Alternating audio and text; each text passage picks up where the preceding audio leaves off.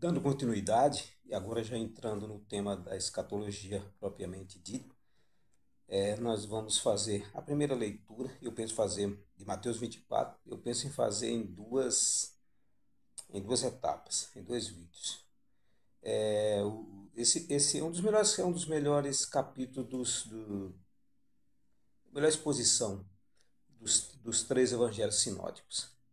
Sinótico quer dizer um relato breve do evangelho. Então é o evangelho de Mateus, de Marcos e de Lucas. Desses, o mais abrangente é Mateus 24. Ele é muito bom, ele é um resumo geral, mas ele já dá alguns alertas, aponta alguns eventos específicos, né, daqueles aspectos, né, que eu comentei no vídeo inicial.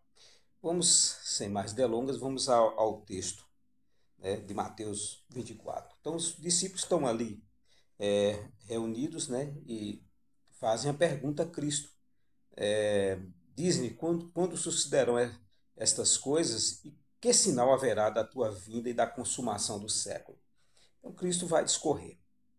A partir do 4. E ele lhes respondeu: Vede que ninguém vos engane. Olha, então ele já começa dando um alerta, inclusive é o ponto principal, é esse alerta. Vede que ninguém vos engane. Então, certamente seriam temas, seria assim uma época bem escorregadia, de muitas manifestações de sinais, né? Muita gente falando, então seria um ambiente, eu acho que nós estamos nesse ambiente, vivemos esse mundo, principalmente da década de 90 para cá. Porque virão muitos em meu nome dizendo, eu sou o Cristo e enganarão a muitos. Essa ideia de eu sou o Cristo não é que alguém diz assim, eu sou Cristo, não é essa a ideia. É quando alguém diz assim, eu represento o Evangelho, eu sou do Evangelho verdadeiro, percebe? Então ele chama atenção para que a gente tem que ficar atento, que a tendência do religioso é acreditar em tudo, né? Botou aquela emoção, aquela música de fundo, né? De fundo, pronto, já derreteu o coração. Opa, é mais aqui, racional. Por isso que em Romanos 12, Paulo vai chamar a atenção da necessidade de um culto racional. Agostinho, quando analisava a música, ele ia cantar uma música e ele analisava. A melodia me encanta, mas eu reflito na letra, percebe? Então o racional reflete. Então ele está em todo o tempo avaliando. E a Bíblia diz, né? Testar os espíritos para ver se é de Deus. Depois a gente vai dar alguns elementos aí que identificam esses falsos profetas. E, e certamente ouvireis falar de guerras e rumores de guerras. Vede, não vos assustei, porque é necessário assim acontecer, mas ainda não é o fim. Então, assim, quando ele diz que, que ainda não é o fim e vai ter guerra, então, assim, é importante que a gente tenha uma visão que já é o tempo das dores, já é o tempo de sofrimentos. E essas guerras, desde a partir das guerras napoleônicas, essas guerras têm sido catástrofes. O século XX é um século de sangue. A gente que não viveu essas guerras pensa assim, olha, não está longe de ser a grande tribulação, mas o século XX foi horroroso em todos os aspectos. Então ali quem estava vivendo aqueles dias lá imaginava que, que ali era o fim, porque foram coisas terríveis, né? O Holocausto, né? As chacinas na Rússia e na China, no mundo comunista, são coisas absurdas, né? Sem precedente.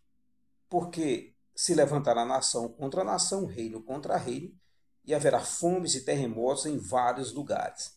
Então, assim, já são sintomas, como eu acabei de falar, da grande tribulação. Por exemplo, o século XX, há um registro em um livro que eu li, que houve mais terremotos no século XX que em toda a história para trás. Percebe? Quer dizer, a Terra está gemendo, ela está em angústia e ela reage com terremotos.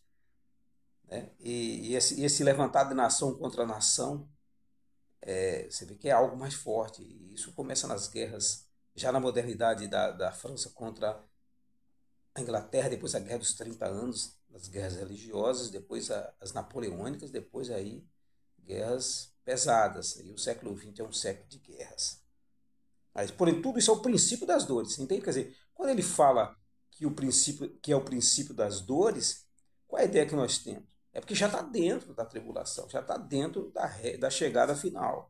E tem se sofrido. O século XIX para cá é o século do niilismo, do irracionalismo, que o homem mata o outro por motivo simples. E matar virou realmente algo assim que não causa mais aquela, né? Se tornou algo banal. Na União Soviética, assim, quem lê alguma coisa da União Soviética, assim, qualquer motivo, era um tiro na cabeça e eles mataram. Eu tenho lido esses livros do comunismo e era desse jeito, de forma fria eles matam. Não precisa ter um motivo forte. Motivo simples eles matam.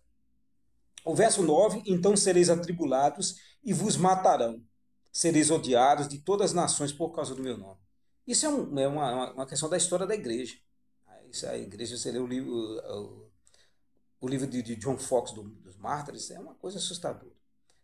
E outros grandes livros da história da igreja, como a coleção do Justo Gonzalez, todos eles vão analisar os mártires, mas o John Foxe é o melhor. É muito. E o século XX, dizem que já morreu mais gente no século XX pela perseguição ao cristianismo, mais do que toda a história também. Principalmente na China, nesses países aí, da janela 1040, a famosa janela 1040. No 10 ele vai dizer: nesse tempo, muitos hão de escandalizar, trair e odiar uns aos outros.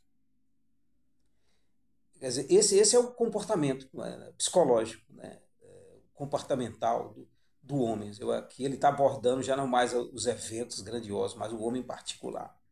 Assim,